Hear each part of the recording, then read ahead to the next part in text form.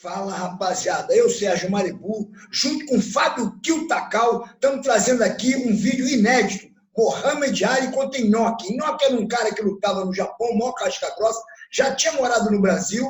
Vamos entrar com esse vídeo. Ele fez uma luta, na época eu vi essa luta, foi em 1970 e alguma coisa, e ele fez uma luta feia, né? Uma luta com um campeão mundial de boxe contra um campeão de luta pro wrestling na época, né? Aquele telecat, famoso telecat.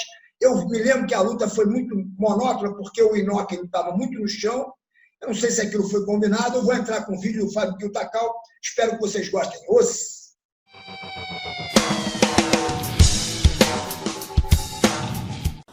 Fala pessoal, Fábio Kiltakal mais uma vez aqui no canal do mestre Sérgio Maribu, falando de história do jiu-jitsu, vale tudo e MMA. Nós vamos falar hoje sobre uma luta entre um boxeador e um wrestler que foi considerada na época a luta do século e até chamada de Guerra dos Mundos. Mas não foi uma luta entre um boxeador qualquer, e sim do Mohamed Ali, um dos nomes mais famosos do esporte, pois além de ser campeão, ele era também um ativista político contra o racismo e também que havia se convertido ao islamismo. Era uma personalidade muito polêmica na época. O Mohamed Ali também foi um dos maiores especialistas no que chamamos hoje de trash talk, ou seja, aquele tipo de provocação que o lutador faz na imprensa, tentando desestabilizar o oponente antes da luta acontecer. Isso tudo começou em uma entrevista onde o Mohamed Ali questionou se havia algum lutador oriental capaz de enfrentá-lo. Foi então que os promotores tiveram a ideia de fazer um espetáculo que unisse esses dois públicos. E lógico que isso aí iria render muito dinheiro. Na década de 70 lá no Japão era muito popular o Pro Wrestling e o ídolo local era o Antonio Inoki. Ele seria o escolhido para defender então a honra do Japão. O Inoki na verdade se chamava Inoki Kanji e adotou esse nome Antônio porque ele morou no Brasil dos 14 aos 17 anos. Ele inclusive trabalhou em plantações de café e amendoim em Marília, que fica aqui no interior do estado de São Paulo. O Antonio Inoki ele foi aluno do Rikidozan, aquele que havia nocauteado Kimura em uma luta arranjada que saiu do controle. E olha só como que é o destino, né? O Inoki também acabou se envolvendo em uma luta assim, conforme a gente vai ver mais pra frente aqui. O Antonio Inoki sempre teve uma ligação forte com o Brasil. Ele conheceu o presidente Figueiredo na época dos militares, depois ele conheceu também o presidente Collor, e principalmente em 1975 o Inoki levou o lutador Ivan Gomes para fazer várias lutas lá no Japão. Se comparado com o Antonio Inoki, obviamente que o Mohamed Ali era muito mais famoso mundialmente. Mas a ideia de um boxeador enfrentar um wrestler aguçou a curiosidade do mundo inteiro.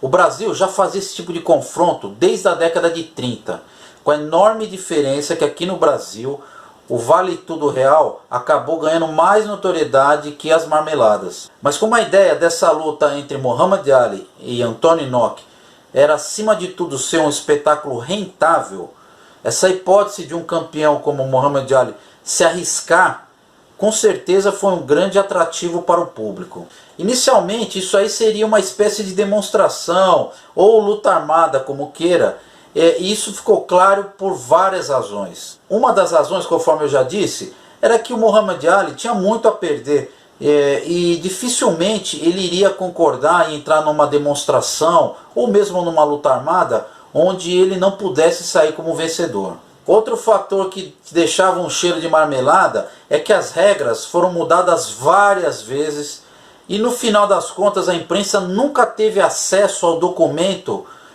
que continha a última versão das regras. Um dos próprios promotores do Mohamed Ali, Bob Arum, mais tarde declarou que realmente havia uma combinação prévia. O escolhido para o árbitro foi o judoca Gene Lebel, que já havia feito uma luta de judô contra boxe, que nós já comentamos aqui no canal do mestre Sérgio Maribu. A luta que vocês estão vendo aí aconteceu em 26 de julho de 1976 em Tóquio, e conforme vocês podem ver aí desde o início do vídeo, ela foi uma luta super monótona.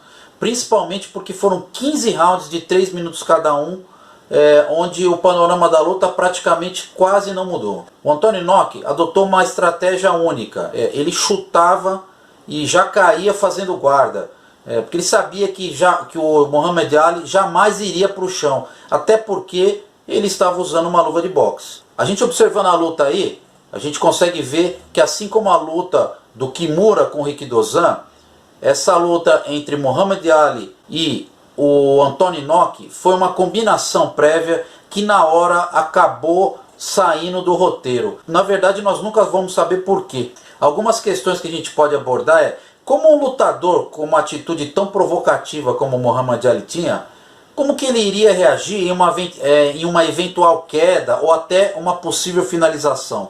Vale a pena a gente lembrar que o Muhammad Ali ele era campeão mundial de boxe peso pesado há 12 anos, desde 1964, em diversas entidades. Será que ele não quis fazer nenhuma concessão durante a luta? Será que por causa do peso dessa fama toda, ele não quis seguir o roteiro que estava pré-estabelecido? Do outro lado, talvez o Inoki, vendo que o Muhammad Ali não cumpriu o roteiro que estava pré-determinado, ele também pode ter ficado com medo de ser nocauteado por alguém que se recusava a seguir um trato milionário. Bom, mas na minha opinião, dois fatores são primordiais que indicam que essa luta foi uma armação que saiu fora do controle. O primeiro indício é que a luta teve raríssimos momentos, como esse que a gente está vendo aí, em que o Inoki se arrisca a fazer algo diferente. Outro indício que a luta combinada saiu do roteiro pré-determinado é que a perna esquerda do Ali ficou realmente muito ferida. O Anthony Inoki, ao longo dos 15 rounds, acertou de forma efetiva a perna do Ali 65 vezes. As câmeras focavam a parte de trás do joelho a todo momento e dá pra ver que não tinha armação nessas marcas aí. O Ali, por sua vez, acertou somente 5 socos de forma efetiva no Anthony Inoki. Outra observação que a gente pode fazer é que uma luta onde envolvia um pro wrestler especialista em golpes acrobáticos e apresentações cheias de movimentação, e de outro lado, um dos maiores pugilistas da história, foi uma luta extremamente chata de assistir, sem nenhum dos lutadores apresentando nenhuma técnica decente, ao contrário do que esperava o público.